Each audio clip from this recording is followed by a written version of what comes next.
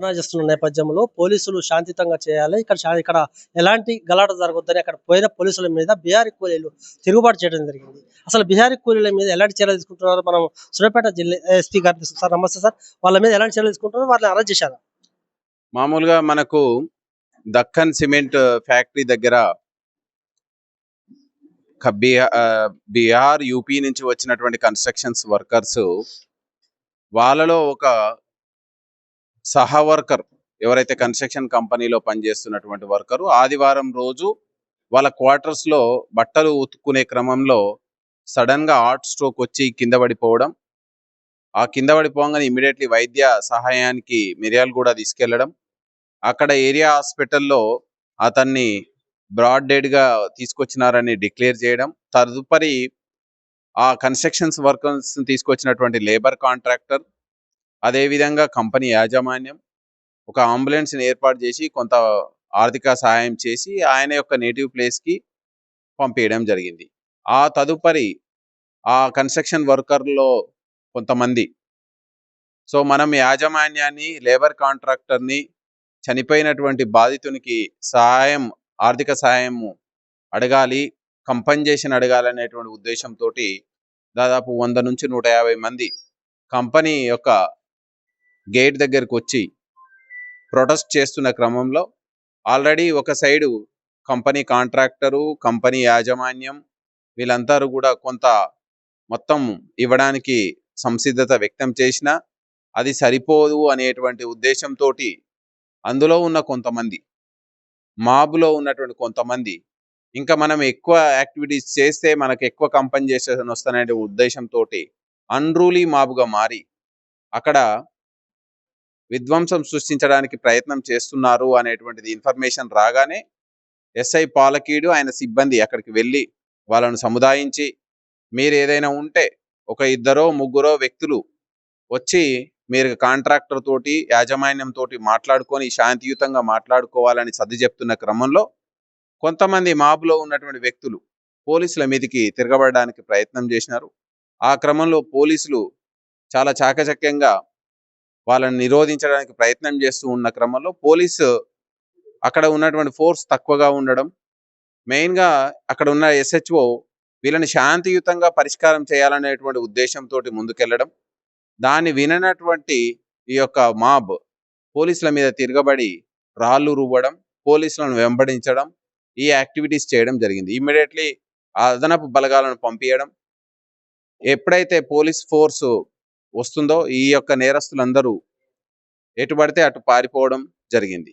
ఈ పారిపోయినటువంటి ఈ ఇన్సిడెంట్ మీద పోలీస్ డిపార్ట్మెంట్ చాలా తీవ్రంగా చర్యలు తీసుకుంటుందనేటువంటిది హెచ్చరించడం జరిగింది. అదేవిధంగా వాళ్ళ మీద చాలా కఠినమైనటువంటి సెక్షన్ల కింద కేసులు నమోదు చేసినాం. ఎస్టర్డేనే దాదాపు 14 మందిని అరెస్ట్ చేయడం జరిగింది, జ్యుడిషియల్ రిమాండ్కి పంపడం జరిగింది. ఇన్వెస్టిగేషన్ దర్యాప్తులో ఉంది. ఈ సందర్భంగా సూర్యాపేట జిల్లా వ్యాప్తంగా అది కార్మికులైతేమి, కర్షకులైతేమి, సామాన్య ప్రజలైతేమి, మేధావులైతేంది, ఇంటలెక్చువల్ అయితేంది, ఎవరైనా కూడా వాళ్ళందరికీ తెలుసు వాళ్ళ స్వీయ నిబంధన, స్వీయ నియంత్రణ. దాన్ని దాటి చట్టానికి లోబడి ఉండకుండా చట్టాన్ని అతిక్రమించి ఏ చర్యలు చేసినా గట్టి తీవ్రమైనటువంటి చర్యలు ఉంటాయనేది మనం ఈ సందర్భంగా మీరు కంపెనీ వాళ్ళతో ఎప్పుడన్నా మీటింగ్ పెట్టడం జరిగిందా? వాళ్ళకి ఏం సూచనలు ఇస్తున్నారు? ఖచ్చితంగా మేము టైం టు టైం మంత్లీ ఒకసారి అండ్ 3 నెలలకు ఒకసారి అక్కడ రివ్యూలు చేయడం జరుగుతుంది. కంపెనీ సేఫ్టీ, సెక్యూరిటీ, అక్కడ వచ్చేటువంటి కార్మికుల సేఫ్టీ, సెక్యూరిటీ అన్నిటి మీద మనం మన పరిధిలో పోలీస్ పరిధిలో వచ్చేంత వరకు మనం పరిశీలించడం జరుగుతుంది. రిమైనింగ్ ఏమైనా అబ్నార్మాలిటీస్ ఏదైనా ఉంటే కన్సర్న్ డిపార్ట్మెంట్ పరిధిలోకి తీసుకుపోవడం జరుగుతుంది. ఈ త్వరలోనే మనం అందరం కూడా ఈ యొక్క కన్స్ట్రక్షన్స్ కంపెనీ యాజమాన్యాలతోటి అదేవిధంగా జిల్లాలో ఉన్నటువంటి ఇండస్ట్రీస్ యాజమాన్యాలతోటి, కంపెనీల యాజమాన్యాలతోటి మీటింగ్ నిర్వహిస్తున్నాం. దాని మీద ఇంకా ఇలాంటి సంఘటనలు పునరావృతం కాకుండా మనం యాక్షన్ ప్లాన్ తీసుకుంటాం. కార్మికులకు, కార్మిక నాయకులకు మీరు ఏం చెప్పబోతున్నారు? ఎందుకంటే ఇలాంటి గలాట అంటే వాళ్ళ చేతులకు తీసుకొని మొత్తం విపత్తు సృష్టించారు కదా, ఎట్లా ముందుకు?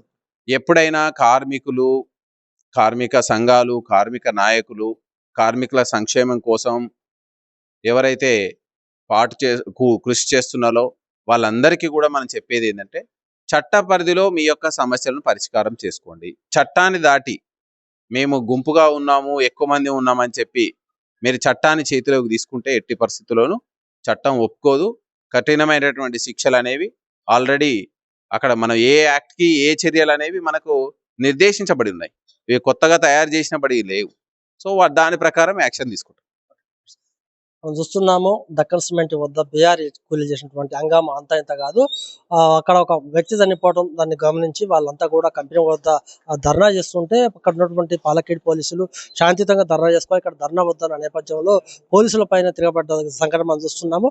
దీన్ని మాత్రం సూర్యాపేట ఎస్పీ గారు తీవ్రంగా ఖండిస్తున్నారు. ఎందుకంటే శాంతియుతంగా చేయవలసిన ధర్నాన్ని పెద్ద ఎత్తున కూడా రాళ్లతోని కర్రలతోని పోలీసులనే కొట్టారంటే దాన్ని ఉపేక్షించలేదు. ఎవరైనా కార్మిక నాయకులు కావచ్చు, కార్మికులు కావచ్చు, శాంతియుతంగా చేస్తే ఏం లేదు. కానీ ఇలాంటి గలాటా చేసే మాత్రం ఖచ్చితంగా మేము తీవ్రంగా పరిగణిస్తాము, ఖచ్చితంగా తీవ్రమైన కేసులు పెడతామని కూడా ఎస్పీ గారు పేర్కొంటున్నాడు.